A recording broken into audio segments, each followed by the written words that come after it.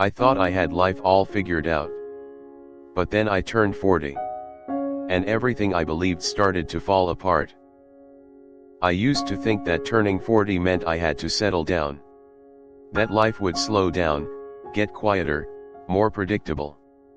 But I was wrong. In fact, it was the beginning of a new chapter, one filled with reflection, regret, and rediscovery. Here are 10 life lessons I learned after 40. They didn't come easy. But they changed everything. 1. Time is the most expensive currency. When I was younger, I used to think money was everything. I worked late, skipped dinners, missed birthdays. I told myself, one day, when I've made enough, I'll slow down. But that day never came.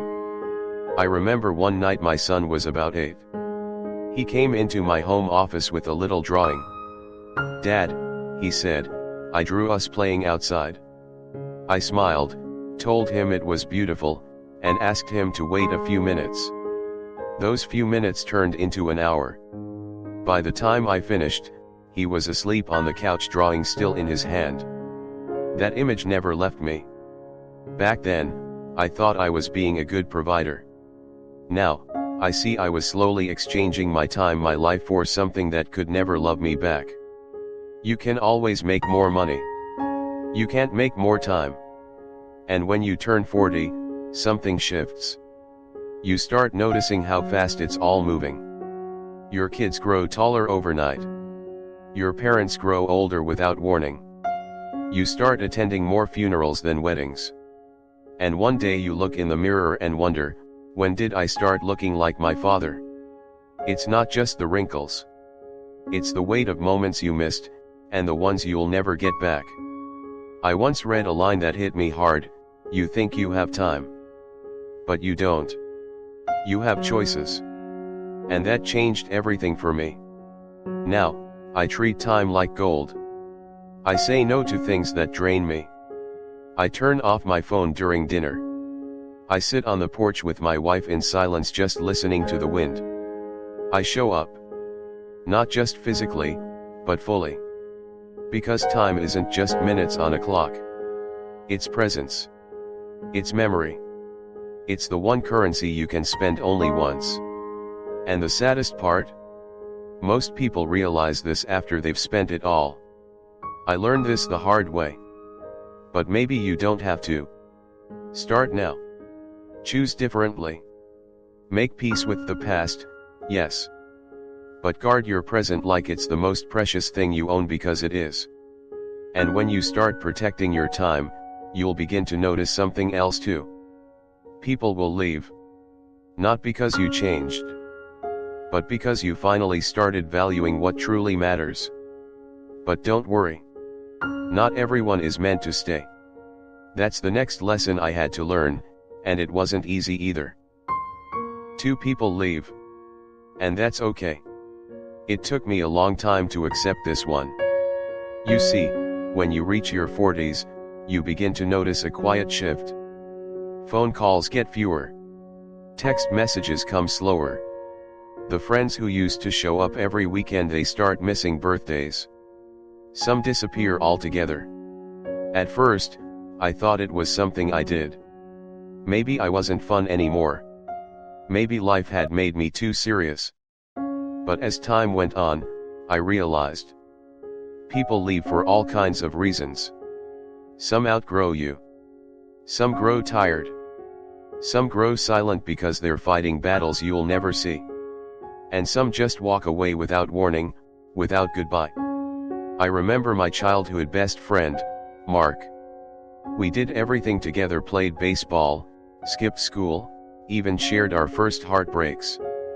But after college, things changed. Jobs, marriages, cities, life pulled us in opposite directions. We promised to stay in touch. But texts became seen but not answered. Phone calls got pushed to next week. Next week never came. For a while, it hurt. But then I realized it's not about blame. It's about seasons. People come into your life for a reason, sometimes to teach you, sometimes to walk beside you for a while, and sometimes to help you grow by letting go. And that's okay. When you stop expecting people to stay forever, you start appreciating them while they're still here. That lunch with your mom. That short coffee with a friend. That 10-minute conversation with your teenage kid who never talks anymore, those moments become sacred. Because you understand now that everything, and everyone, is passing through. And when they leave, you bless them. You thank them. You carry their lesson forward, but you don't chase them back. One of the most freeing things I've learned is this: you don't lose people. You lose versions of yourself that needed them. Let them go. Some people leave to make room for better ones. Some leave so you can finally meet yourself. And some, they come back. But you won't be the same. This lesson hurt. But it helped me breathe again. And once you've let go of who left, you can finally focus on who's still here, and that's where the next lesson begins. Because as people fade and silence grows, you start hearing something else, a whisper from inside you. From a place you've ignored far too long, your body. That's the next thing I had to face. 3. Your body is telling the truth. After 40, the world outside gets quieter. Old friends drift away. The noise of ambition starts to fade. And that's when you begin to hear something you've ignored for far too long. Your body. Mine had been whispering to me for years. I just didn't listen. The first signs were small. A stiff back in the morning. Heartburn that lingered. A little voice in my head saying, maybe I should get that checked. But I didn't. I powered through. Because that's what we're taught, right? Be strong. Be tough. Keep going. Until one day, I couldn't. I still remember the morning I bent down to tie my shoes and couldn't get back up without pain shooting down my leg. I laughed at first, like it was nothing. But deep down, I knew, this wasn't just age. It was neglect. For decades, I treated my body like a machine, pushing it, depriving it, numbing it with caffeine, ignoring the warnings. And now, it was speaking in a language I could no longer ignore: pain. Here's the thing no one tells you. Your body keeps score. Every missed hour of sleep. Every skipped meal. Every time you said yes to stress and no to rest. It remembers. And after 40, it starts sending you bills for everything you never paid attention to. But I want you to know it's not too late. You don't need to run marathons. You don't need to chase youth. You just need to listen. Start walking. Drink more water. Stretch in the morning. Turn off your phone and go outside. Sleep like it matters, because it does. Your body isn't your enemy. It's your oldest, most loyal companion. And it's been waiting for you to come back to it. These days, I treat my body like an old friend I took for granted. I listen when it aches. I rest when it's tired.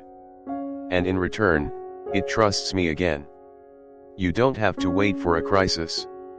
You just have to pause and listen. Because here's what I've learned: the body always tells the truth. Even when your mind tries to lie. And once you start honoring that truth, you begin to rebuild a deeper kind of respect, not just for your body, but for your life. And that leads me to the next lesson I learned. Not about moving or resting, but about something most of us fear: silence. Because once you slow down and listen to your body, you begin to hear the silence. And you realize it isn't empty. It's full of answers you've been running from. That's what I'll share with you next. For silence is a superpower. There was a time in my life when I feared silence. I filled every moment with noise: music, TV, conversation, distraction. Because deep down, I was afraid of what I'd hear if everything else stopped. But after 40, something changes. The world gets quieter. Your phone doesn't buzz as much. The house echoes when the kids are gone. And for the first time, you're alone with your own thoughts. At first, it's uncomfortable. Even painful. I remember one afternoon just a few months after my father passed away. I was sitting on the porch, coffee in hand. No phone. No music. Just silence. And it hit me. Not a memory. Not a flash of wisdom. But a simple, heavy stillness. It said, "Feel this. Stop running."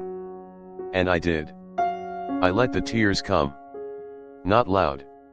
Not dramatic. Just quiet, like the grief itself. In that silence, I met parts of myself I had forgotten. Old wounds. Unspoken fears. Dreams I had buried under responsibilities. And slowly, I started to understand, silence isn't empty. It's full of answers. When you're young, you think strength is loud arguments, opinions, proving your point. But real strength, it's sitting with discomfort. It's listening without reacting. It's knowing you don't have to fill the space to be present. I've learned to pause before responding. To breathe before reacting. To walk away from noise not in defeat, but in peace. Now, when I sit in silence, I don't feel lonely. I feel whole. I listen to the wind. I hear the creak of the old floorboards. The rhythm of my own breath. And in those moments, I remember, I don't need to say everything. I don't need to control everything. Sometimes, the quiet does the healing. Silence has taught me things words never could. It's taught me patience, clarity, humility. It's shown me that most of the noise in life is just distraction, and when you remove it, what remains is real. Now, I seek out silence. Not as an escape but as a return. Because in silence, you can finally hear what matters. You can hear yourself. And once you've made peace with that silence, you'll be ready for one of the hardest truths of all. That the past does not define you. Because after you've sat in stillness, after you've listened without judgment, you begin to realize you are not your mistakes. You are not your regrets. You are who you choose to become, starting now. And that's what we'll explore next. 5. The past doesn't define you. I used to replay my past like an old movie I couldn't turn off. The bad decisions. The missed chances. The people I hurt, and the ones who hurt me. I carried them around like invisible luggage, heavy, familiar, and always there. There was one night, maybe 3 years ago, I found an old photo in the attic. It was me, at 28. Smiling like I had life figured out. But I remember that year vividly. That was the year I lost almost everything. My job. My marriage. My sense of direction. And as I stared at that photo, I whispered to myself, "You had no idea what was coming, did you?" I felt a lump in my throat. Not because I missed that version of me, but because I had spent so many years blaming him. Blaming the younger version of myself, for not knowing what I now know. But here's the truth I finally had to face: I was doing the best I could with what I knew at the time. And so were you. We all carry scars. Some on our skin. Some in our memories. But they're not proof of failure, they're proof that we survived. You are not your divorce. You are not the job you lost. You are not the moment you broke down and couldn't get out of bed. You're the person who kept going. Who woke up the next day. Who learned. Who changed. And that matters more than what came before. The past is a place of reference, not a place of residence. Look at it. Learn from it. But don't live there. The version of you who made those mistakes is not the version sitting here now. You've lived. You've grown. And you still have more chapters to write. So if you've been holding on to guilt, forgive yourself. If you've been clinging to shame, let it go. You don't have to forget the past. But you don't have to be defined by it, either. Because after 40, Life isn't about proving who you used to be, it's about becoming who you were always meant to be. And when you begin to let go of who you were, you start to notice something else. Most of the things you worry about, they don't matter. Not really. And that's the next truth I had to learn, that all the things I stressed about, all the opinions, deadlines, petty arguments, they faded. And I began to ask myself one simple question: will this still matter in 5 years? Let's talk about that next. 6. Most things don't matter. I used to get angry over the smallest things. Traffic, a delayed text, someone cutting in line at the grocery store, a coworker interrupting me in a meeting. I'd carry that frustration with me all day like a storm cloud hovering just above my head. Looking back now, I wonder how much life I wasted on things that never really mattered. There's a moment I remember clearly.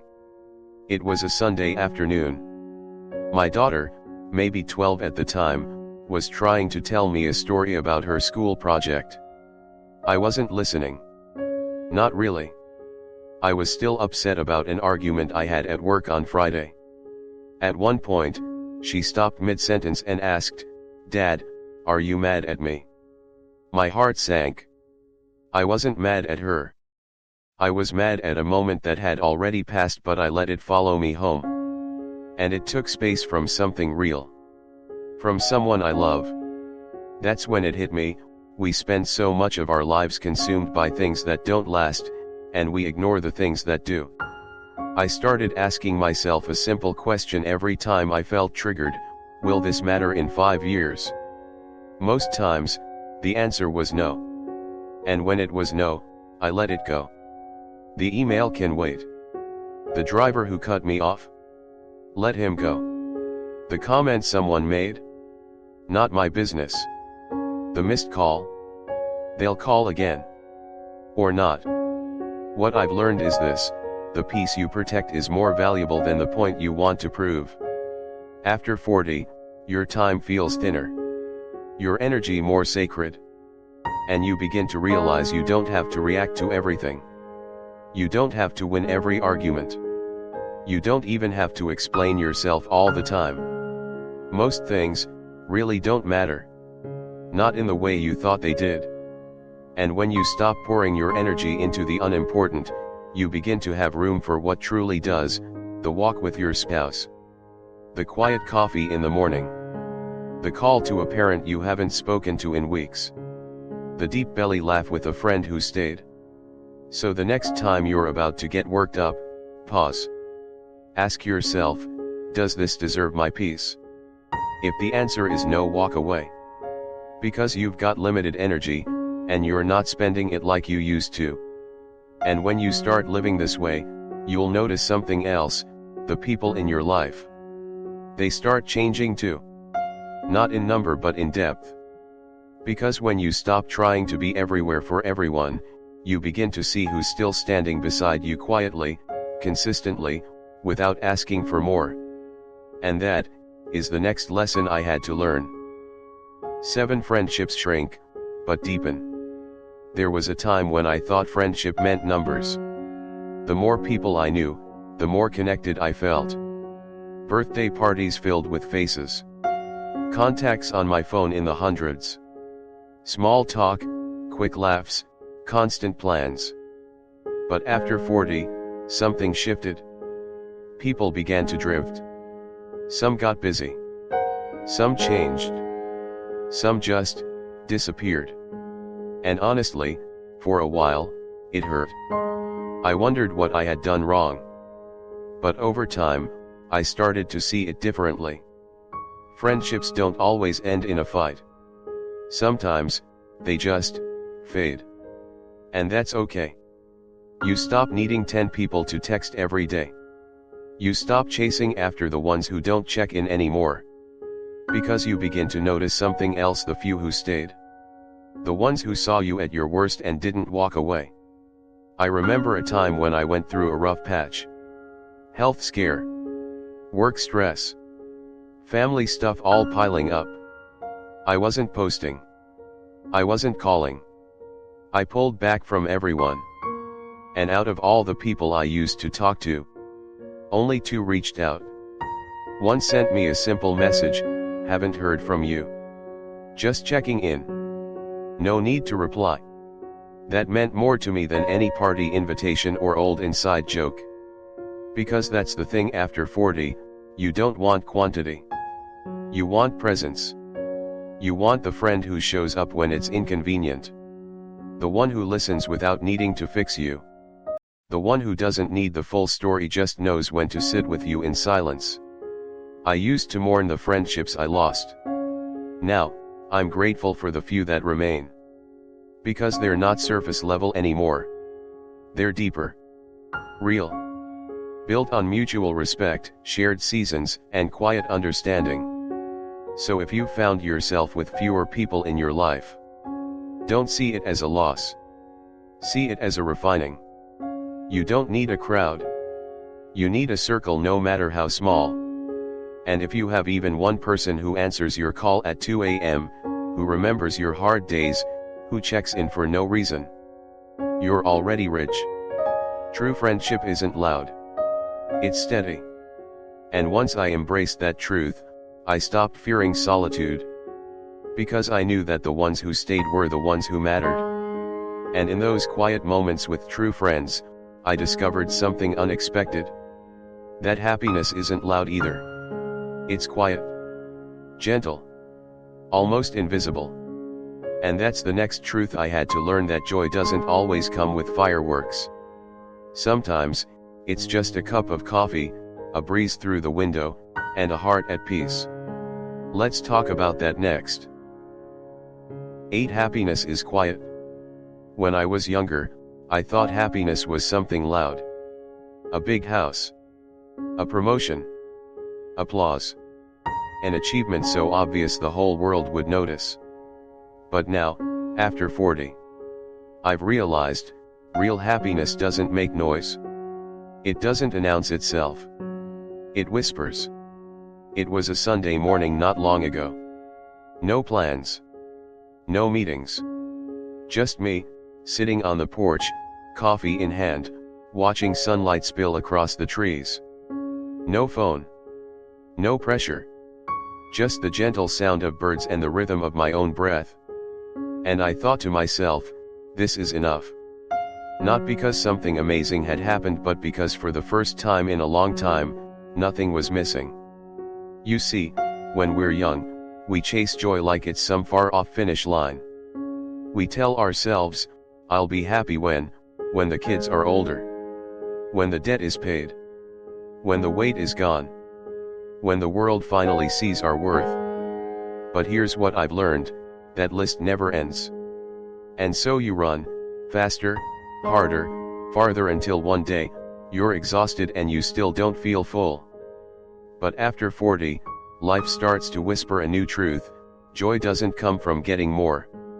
It comes from needing less. It's the laughter of your child when they think no one's watching. It's your partner's hand resting in yours without saying a word. It's the familiar smell of your mother's cooking or a song you forgot you loved playing on the radio. It's knowing that the people you love are okay. And that, just for today, you are too. Real happiness is simple. It's slow. It doesn't need a filter or a photo or anyone else's approval. It's not about arrival. It's about presence. And when you stop chasing the next big thing, you begin to notice the little things that were waiting all along. The warmth of sunlight on your face. The comfort of your favorite chair.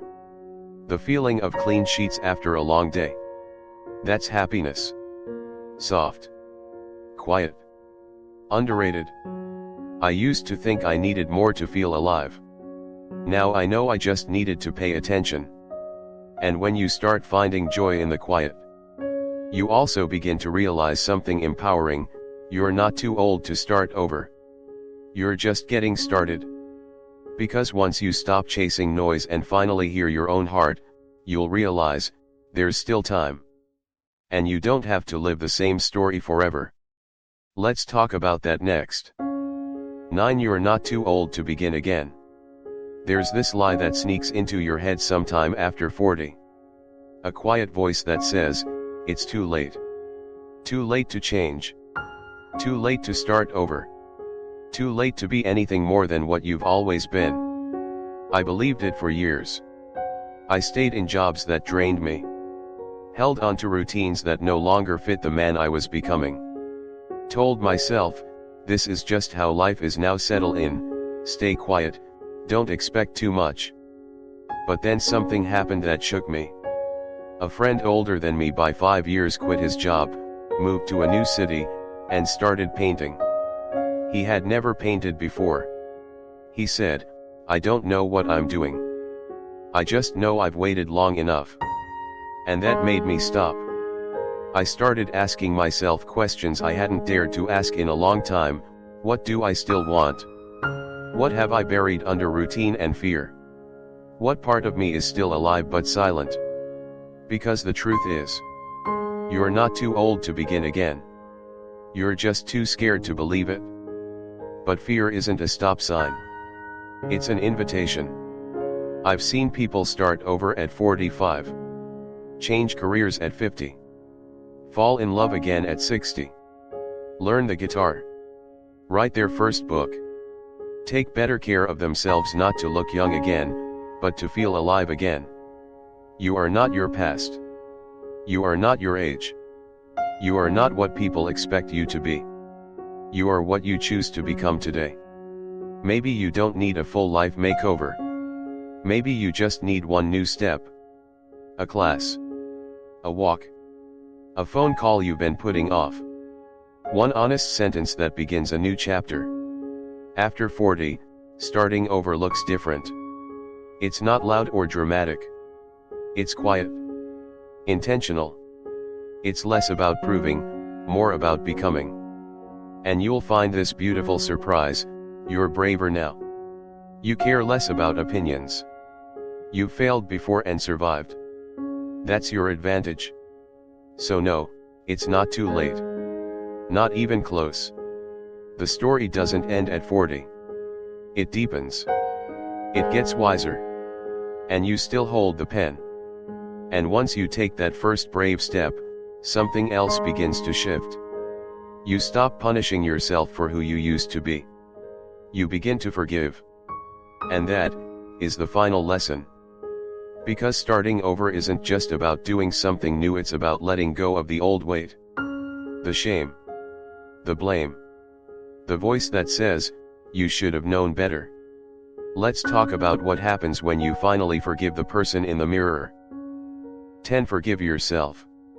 This one took me the longest. I could forgive others. People who left. People who lied. People who hurt me without apology. Somehow, I found a way to let that go. But forgiving myself? That was the hardest. Because when you're alone with your thoughts, and the house is quiet, and no one's asking for your time or attention, that's when the memories come back. The things you should have said. The people you should have held onto or let go of sooner. The years you wasted being angry, afraid, or pretending to be someone you weren't. I used to lie in bed at night and replay it all like a movie I couldn't pause. Cringing at my old self. Wishing I could go back and shake him, warn him, fix him. But I couldn't. And that's what forgiveness is really about, accepting that you can't rewrite the past, but you can choose what story it tells. I had to sit with younger versions of myself. The man who made poor decisions. The father who missed too many moments. The husband who didn't always show up with grace. And instead of judging him, I started listening to him. He was scared. He was tired.